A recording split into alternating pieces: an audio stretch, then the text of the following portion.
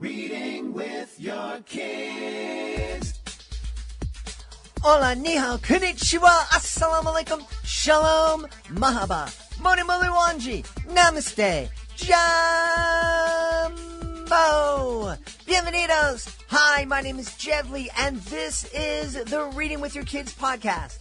We are coming to you from the beautiful neighborhood of Reedville in the southwest corner of Boston, Massachusetts.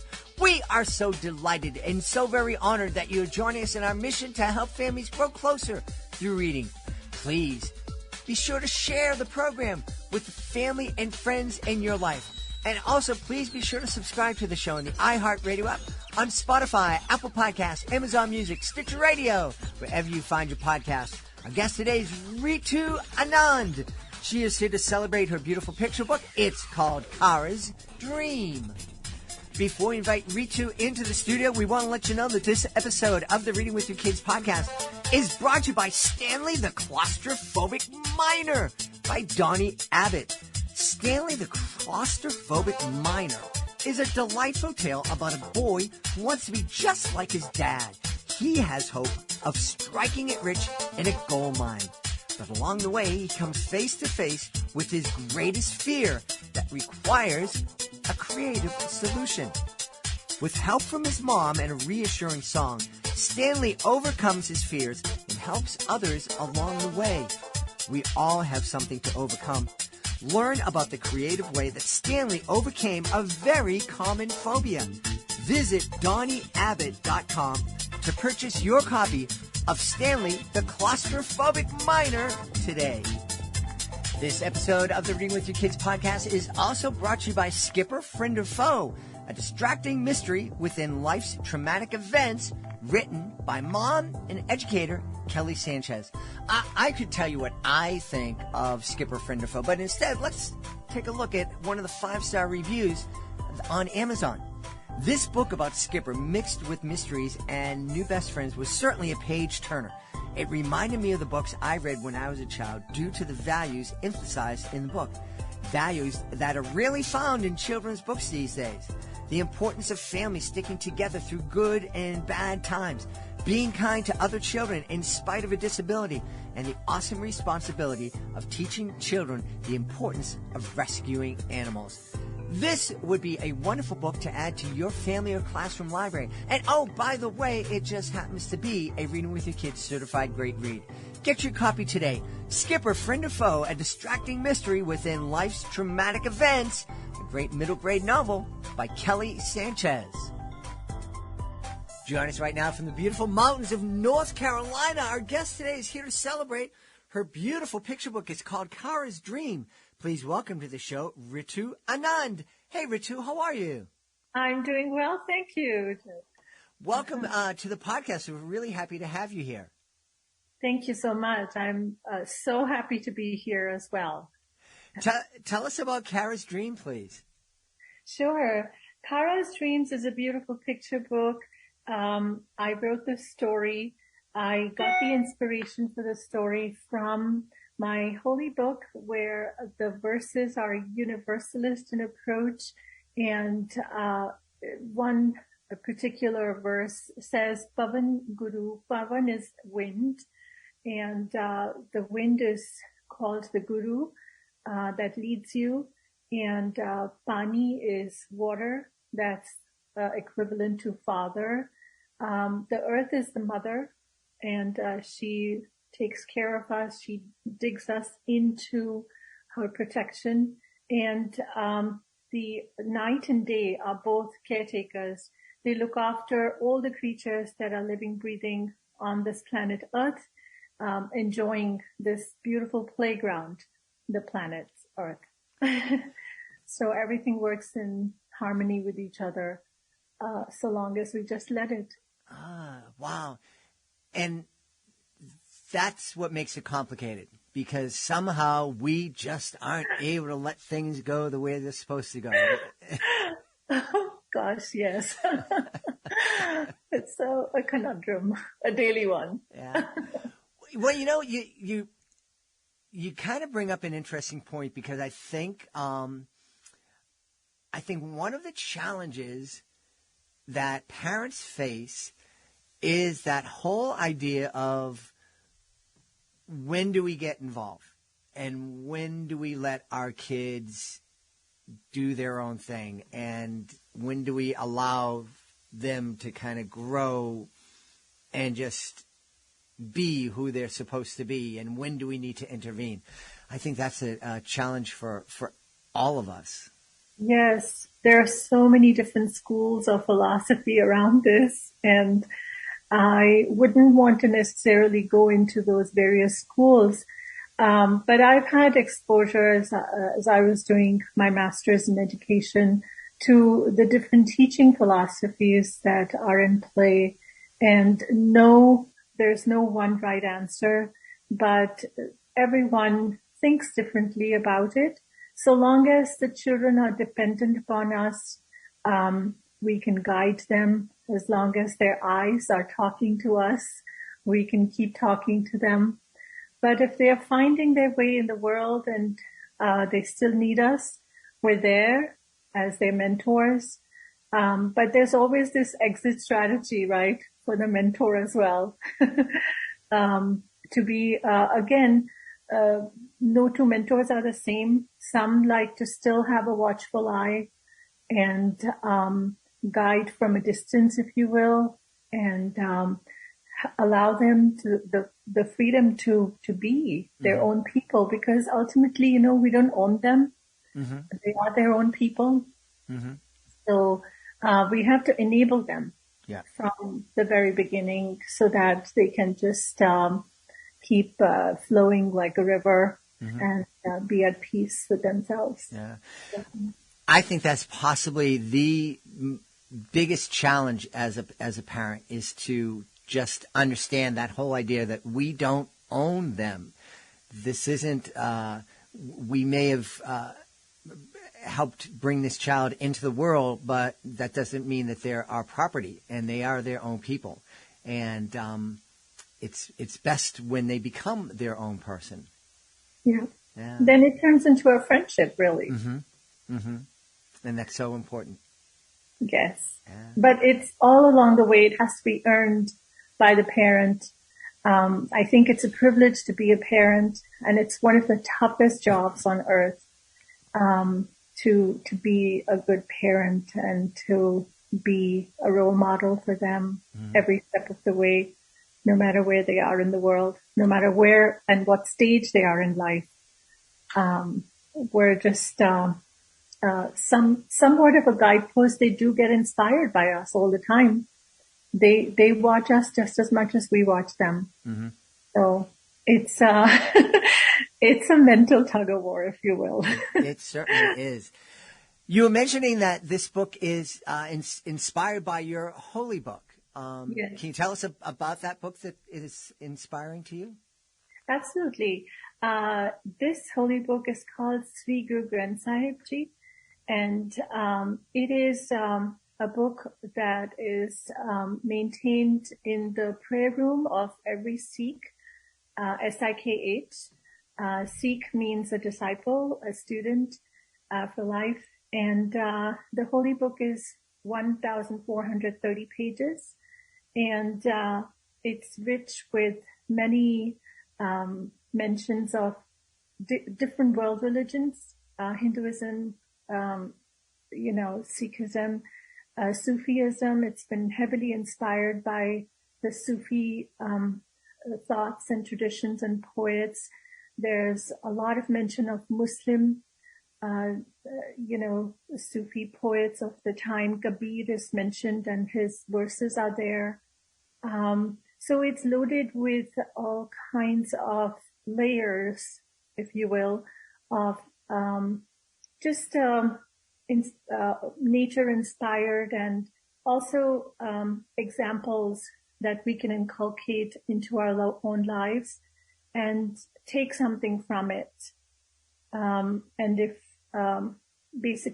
we choose to surrender ourselves to the Guru, and the Guru being in nature and all around us, we can learn so much, and we can just remain at peace and preserve ourselves. It's about self-preservation.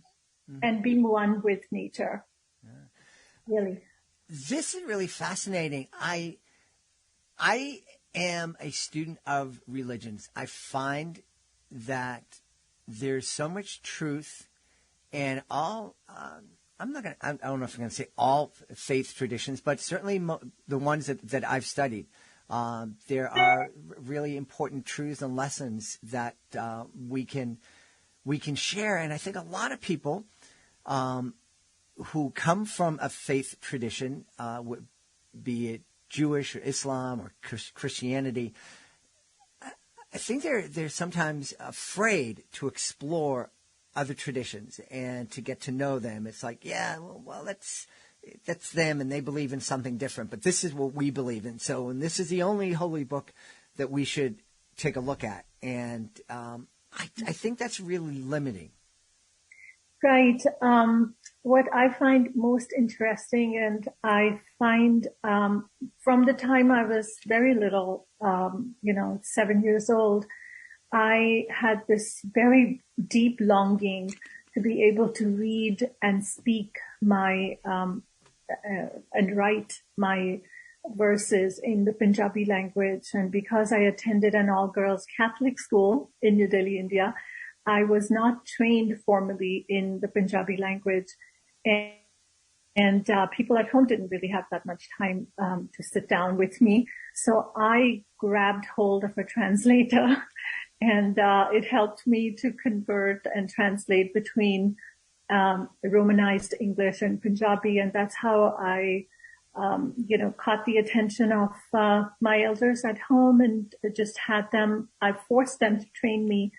So I got to read my holy book. But what fascinates me every single day about this universal and open book is that it drew its inspiration from other world religions.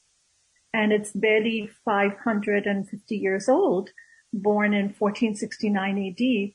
So it had the benefit of all the prevalent religions, and it learned from various sources. So first and foremost, it teaches us to respect all, mm-hmm. and to have tolerance for all, and to know that every element of nature, every religion exists there for a reason, and we all unite as one blood because it's, one blood running in all of us as humans. So we must coexist with mm-hmm. everyone. Mm-hmm. And so that's one of the biggest takings that I have from this holy book, which I'm privileged to have been born into the religion. But I know people who have not been born but have adopted it to make it their own. And that's the most beautiful part. Everyone just comes to it and draws from it what they can, and then the verse sort of seeps into you, mm-hmm.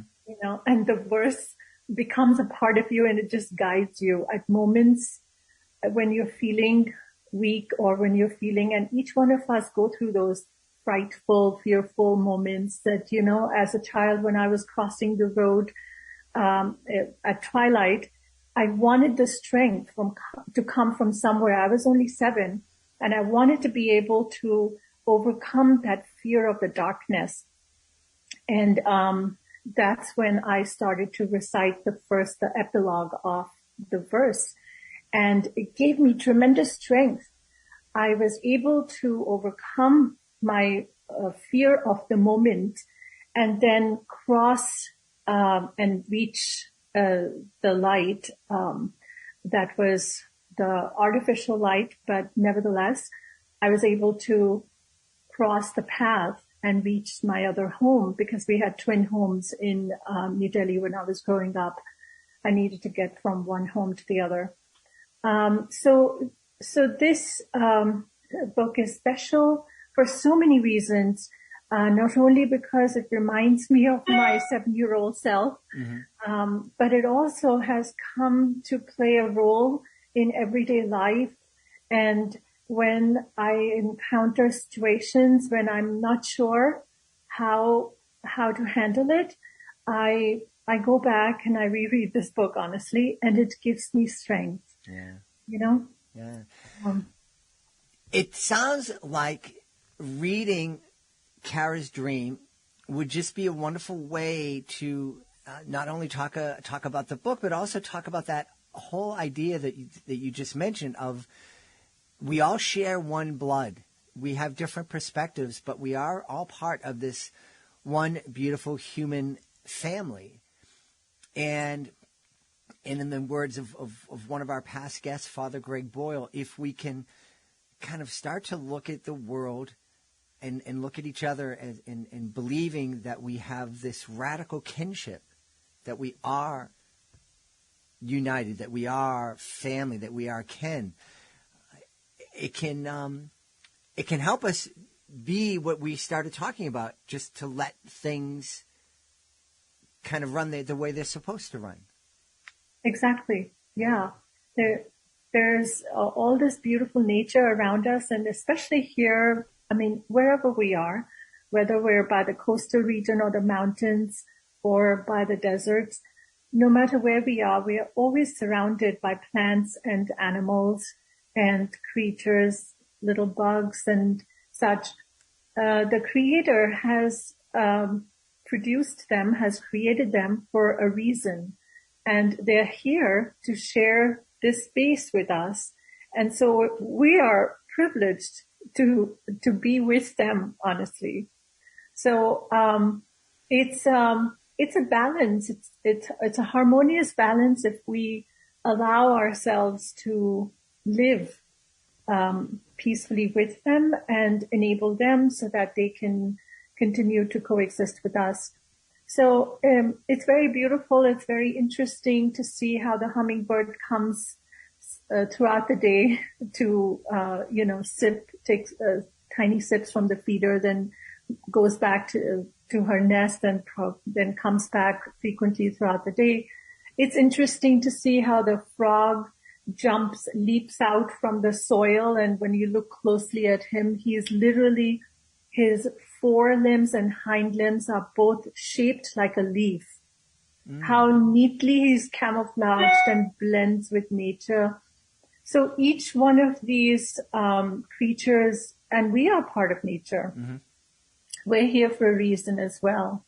We have a purpose, and we're here to enable, each other's existence, and we're here to enable our own blood and those who are not related by blood, but a human family. The veins are running through, so we're all related. Yeah, I think that's an important message, that we can help our kids, and looking at nature is a great way to help our kids understand that they were created intentionally, that they were created for a purpose, that there's a purpose to their lives.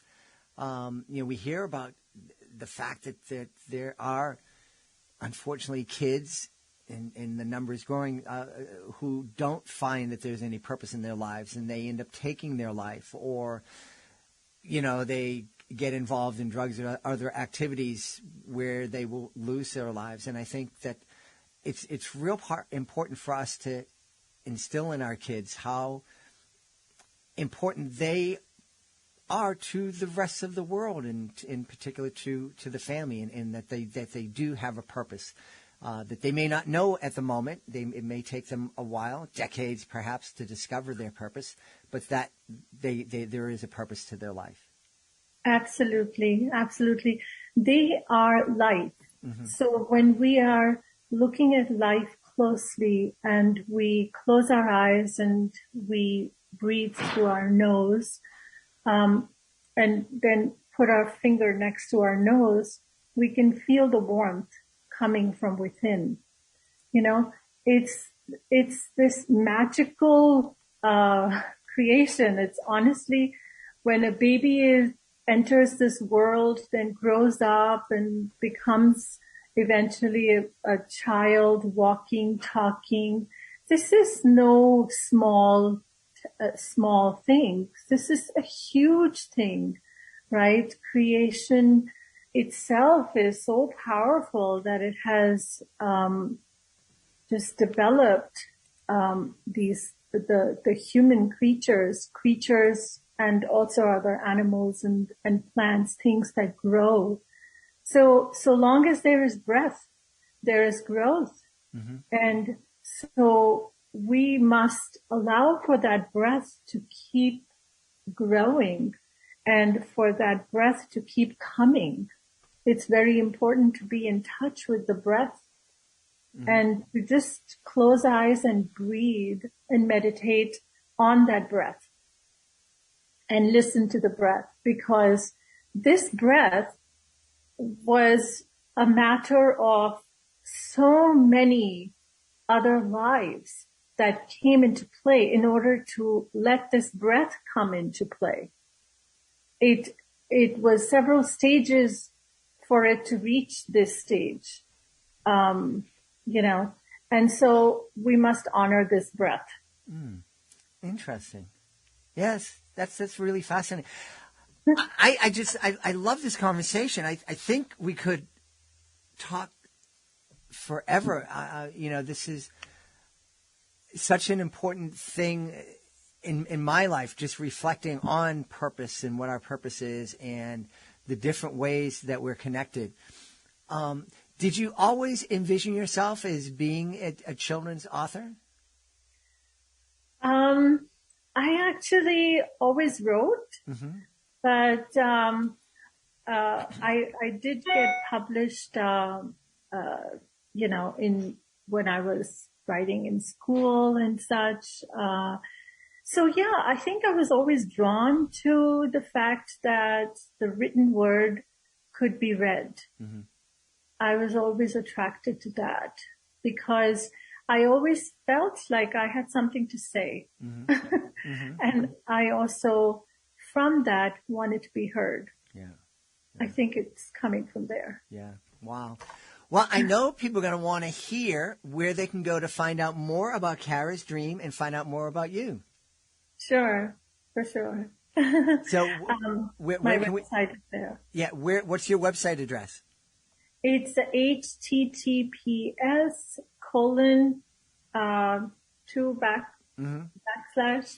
Ritu RITUZA storyteller.com. Awesome. And Kara's Dream is available on your website and at other places? Correct. It's available on Amazon, on Barnes & Noble, and also on the publisher's website. Wonderful. As well as mine. Wonderful. We've had a really fun time speaking about a lot of different things, about purpose, about how we work together, about how we are all part of one beautiful human family, and also talking about the beautiful picture book, Kara's Dream, with our guest, Ritu Anand. Hey, Ritu, thank you so much for being with us. Thank you so much, Ed. Thank you for having me. Please be sure to join us for the next episode of the Reading with Your Kids podcast. Our guest will be Donnie Abbott. He'll be here to celebrate Stanley the Claustrophobic Miner. That's the next episode of the Reading with Your Kids podcast. Hey, we would love for you to connect with us on social media. Facebook.com/readingwithyourkids. At Reading With Your Kids on Instagram. At Reading With Your Kids on TikTok. At Jedley Magic on Twitter. Of course, we would love for you to visit our website, readingwithyourkids.com. With a brand new newsletter that you are going to love. You can find out how to make fossil dinosaur or dinosaur fossil cookies. You can also read a really fantastic profile of our Dean of all things STEM and STEAM, Jennifer Swanson. Find out what's coming up on new in July here on the podcast, and also find out what you might have missed this past month. It's all there for you to sign up and get for free at readingwithyourkids.com. And if you're an author, please be sure to click on the Authors Click Here button at the top of the page to find out how you can be a guest here on the podcast. Find out how you can submit your book to our Certified Great Read panel, and to find out how you can display your book on our nationwide network of digital pedestrian billboards. It part of our multi-promotion program that will celebrate your book on those pedestrian billboards, celebrate your book with commercials on the podcast, and messages to our 97,000 plus social media followers. Learn all that and more at readingwithyourkids.com. I want to thank the folks who made today's show so wonderful. Of course, we want to start by thanking our guest, Ritu Anand. Please be sure to check out Kara's Dream. Also want to thank our sponsors, Kelly Sanchez. Please be sure to check out Skipper, Friend or Foe, a distracting mystery within life's traumatic events. Also want to thank Donnie Abbott and his book, Stanley the Claustrophobic Miner. I want to thank my team, Fatima Khan, Rory Grady, Nicole Bell Castro, Ashley Contreras, Mirabella Q, Rain Pan. I want to thank my beautiful wife for all the support she gives me. Most of all, we all want to thank you. Thank you so much for taking the time to join us today. And as always, thank you so very much for taking the time to make the world a better place by reading with your kids. I'll be looking for you in the next edition of the Reading with Your Kids podcast.